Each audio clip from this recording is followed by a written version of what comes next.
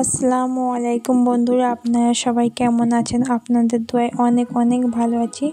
রোশনি আক্তার লাইফস্টাইলে সবাইকে স্বাগতম জানিয়ে আজকে একটা নতুন ভিডিও শুরু করছি। ভিডিওটা অনেক দিন হয়েছে শ্যুট করেছিলাম, কিন্তু এডিটিং করা হচ্ছিল না। ভাবলাম আজকে এডিটিংটা করে নিই। বাবার বাড়িতে এসেছিলাম অনেক দিন আগের ভিডিওটা, 10-12 দিন তো হয়েই গেছে ভিডিওটা। তাহলে দেখেন, মেয়ে এখানে হেল্লা ঝুলছে আর বাউলি কেক খাচ্ছে। আর তারপরে খাওয়া দাওয়া করে তারপরে দেখেন ফোন দেখছে সবাই মিলে। আমার মেয়ে ফোন পালে আর কিছু চায় না, ওর খাওয়া ঘুম কিছুই লাগে না। তাহলে সবাই দেখেন, ভিডিওটা যদি ভালো লাগে লাইক কমেন্ট শেয়ার করে দেবেন, পাশে থাকা বেল আইকনটি বাজিয়ে রাখবেন, তাহলে নতুন ভিডিও ছাড়ার সঙ্গে সঙ্গে আপনাদের কাছে নোটিফিকেশন চলে যাবে। সবাই একটা করে লাইক আর কমেন্ট করবেন, ভিডিওটা কেমন লাগলো সেগুলো একটু জানাবেন। আমার ভাবি মুরগি পরিষ্কার করে দিয়েছে, আমি এবার এগুলো কেটে নেব।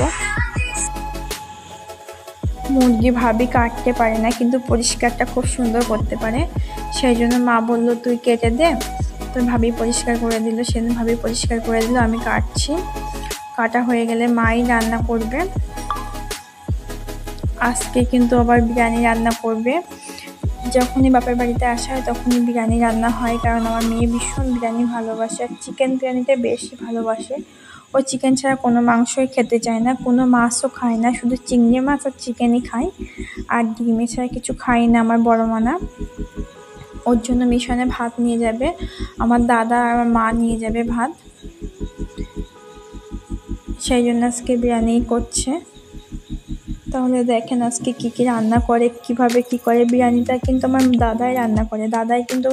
দাদা সব রান্নাই করতে পারে, কোনো কিছু বাদ নেই দাদার। সব কাজও করতে পারে, সব রান্নাও করতে পারে, খুব সুন্দর রান্নাও করে ও।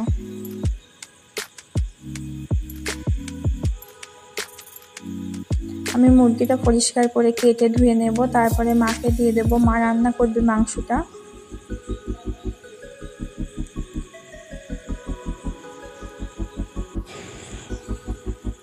মুরগি প্রায় পরিষ্কার করা হয়ে গেছে, সব ছাড়ানো হয়ে গেছে। এবার একটু কেটে নেব, কেটে ধুয়ে পরিষ্কার করে নেব।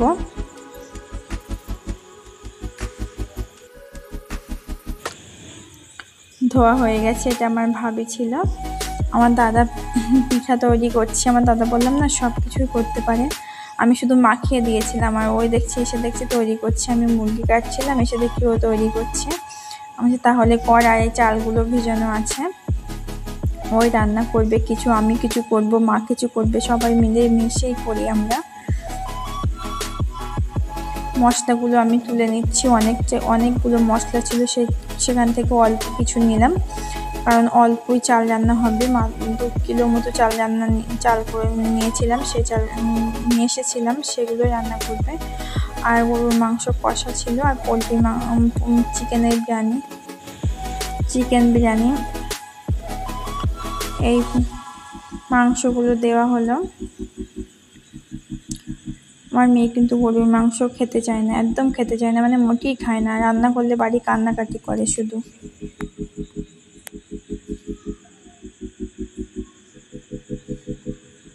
মাংসটা আমি চাপিয়েছিলাম, এবারে মা আসলো, মা এবারে করবে। পিঠা যেগুলো তৈরি করেছিল সেগুলো আপনাদের দাদাভাইকে দেওয়ার জন্য অল্প করে একটু প্লেটে তুলে নিলাম। এখান থেকে কিছুটা দাদাভাইকে দেব, আপনাদের দাদাভাইকে দেব, আর কিছুটা আমার বড় আব্বা আছে তাকে দেব, মানে জ্যাঠা। আপনারা অনেকেই বলেন জ্যাঠা, আমরা কিন্তু বলি বড় আব্বা, সেই জন্য বড় আব্বাই বললাম, কেউ কিছু মনে করবেন না। রান্না হয়ে গেছে, আমার দাদা এবার সাজাচ্ছে। আমি বললাম না আমার দাদা সবই করে। আমরা কিন্তু 2 ভাই বোন, আমার আর কোনো ভাই নেই, একটাই দাদা আছে, আমার কোনো বোনও নেই। আমার দাদার একটাই ছেলে, আমার 2খানা মেয়ে আছে।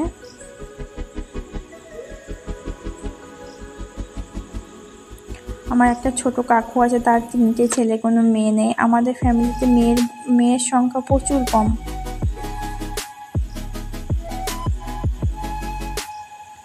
আমার কাকুর তিনটে ছেলে বিয়ে হয়ে গেছে। বড় ছেলেটার ছেলে, ছোট মেজে ছেলেটার ছেলে।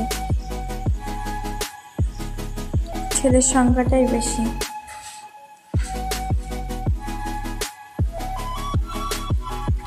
চিকেনগুলো দিয়ে দিচ্ছি ভাতের উপরে।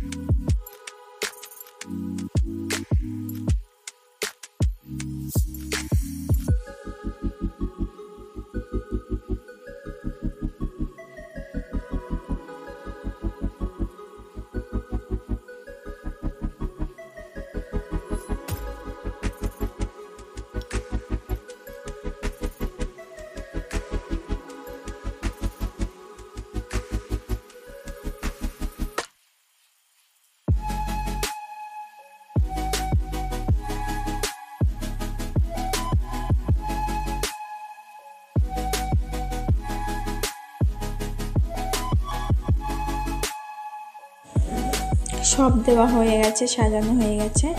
এবার বিরিয়ানিটা দমে বসাবে, বসিয়ে তারপরে গোসল করবে আম্মা, দাদা গোসল করবে, তারপরে আমরা খাওয়া দাওয়া করব। খাওয়া দাওয়া করে তারপর ময়নার জন্য ভাত নিয়ে যাবে। সব কমপ্লিট, এবারে খাওয়া দাওয়া করব।